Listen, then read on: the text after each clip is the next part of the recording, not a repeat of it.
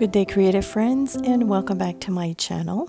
In this video, I'm going to be working in my mini watercolor journal, and the page on the right was done back in early April, and I did not film the process in case you're wondering. And what I wanted to do on the left side was to use the same color combination, do another landscape, borrow some of the doodle elements that I have going on the right, but with a few differences.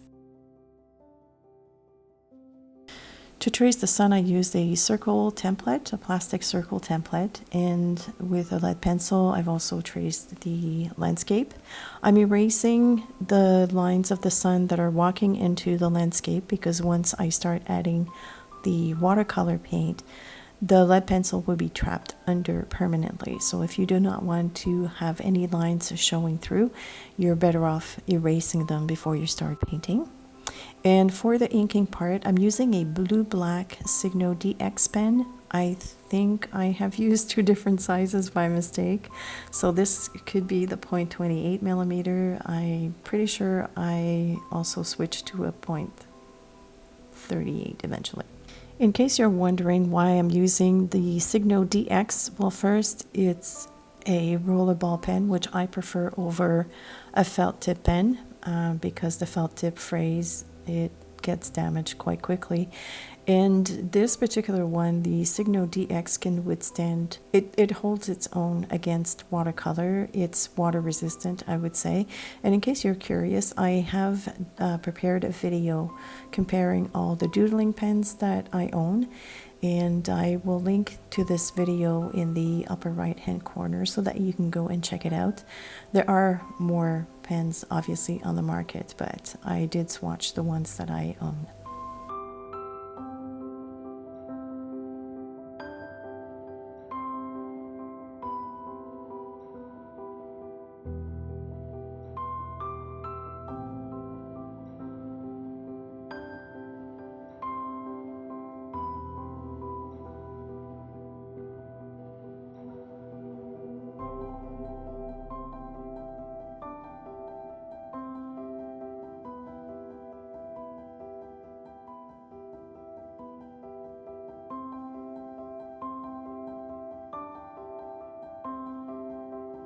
These lines are very reminiscent of the ones that you'll find in the sun on the right hand page. And I messed up in the bubble looking flowers, but that's okay because I knew that I was going to fill them in with an opaque color, so that didn't matter. To paint the sun, I'm using quinacridone gold. It's a beautiful color, and I wanted something, I wanted to achieve some kind of a gradient effect.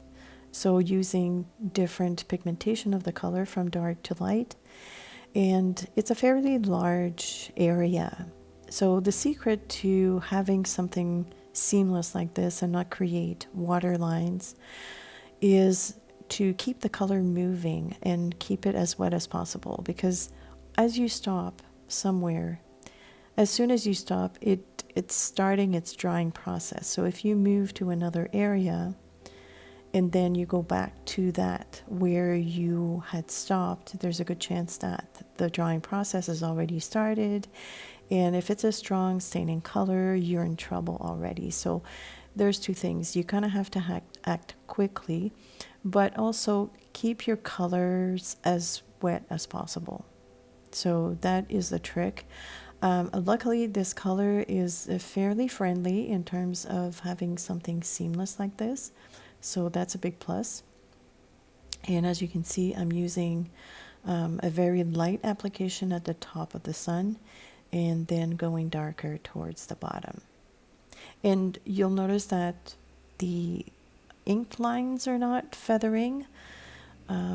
It was a great find when I did my experiment. I was quite happy about that.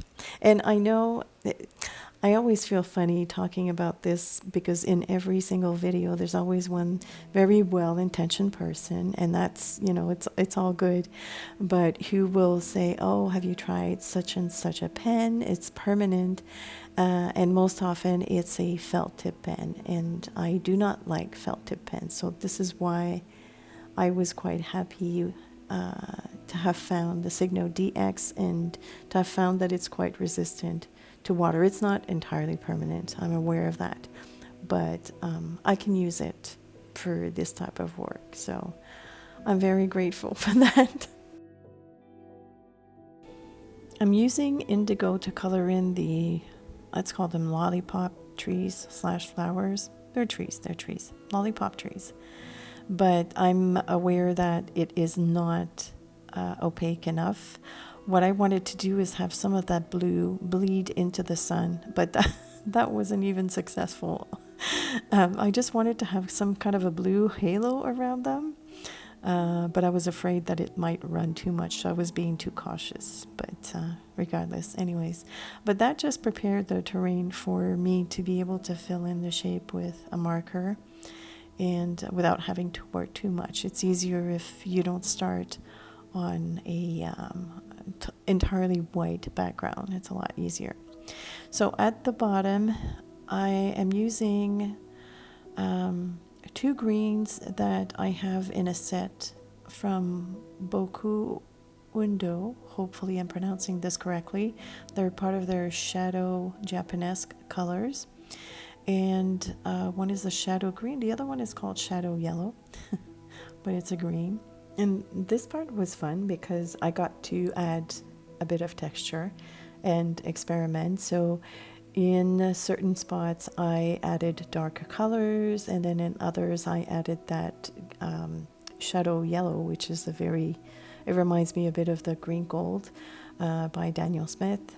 So a lot of texture. Also in some areas where I added a darker color, it was still wet. In other areas it had started drying, so I added a bit of water. And I even, on the top layer, you'll see that I even added little drops of water with the tip of my brush.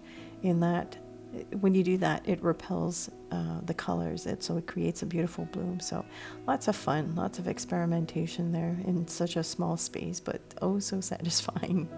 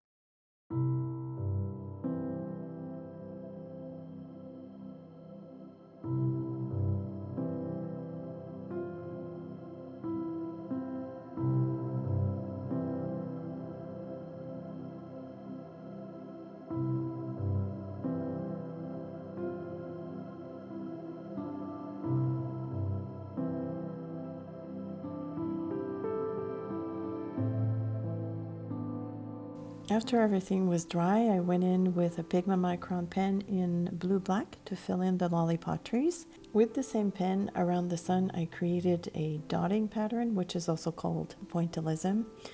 So around or closest to the sun, I made sure that the dots were close to each other, very close. So that kind of created almost like a shadow effect. And then as I was moving away from the sun, I distanced the dots.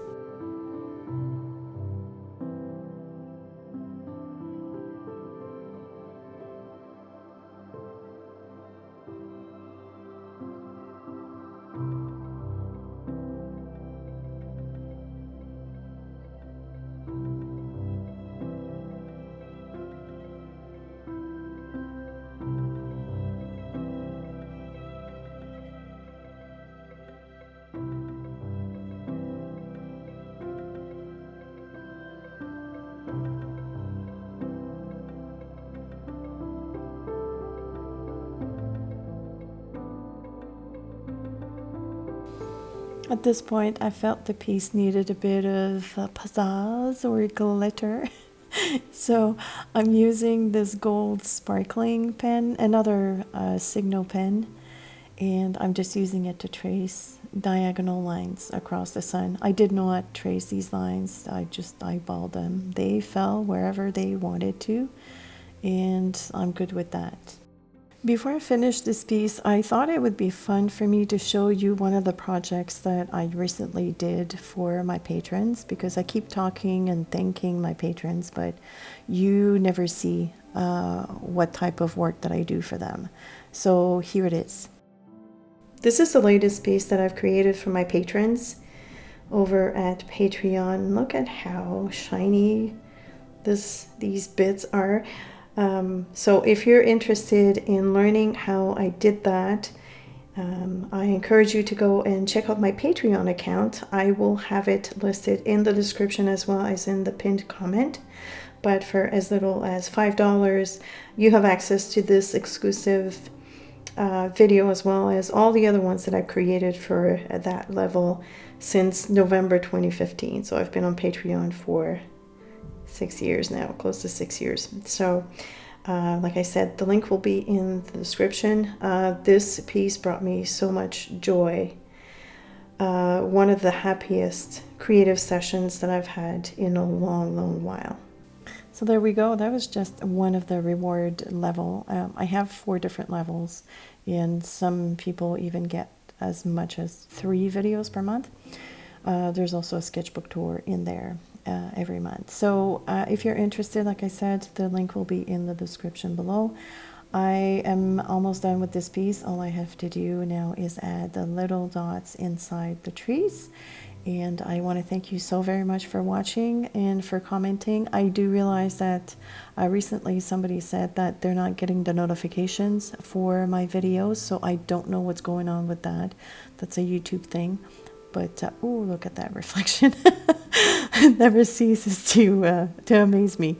But thank you so very much for watching my videos every week. I really appreciate all your commenting and your good vibes. Please stay safe, healthy, and creative, and I will see you soon.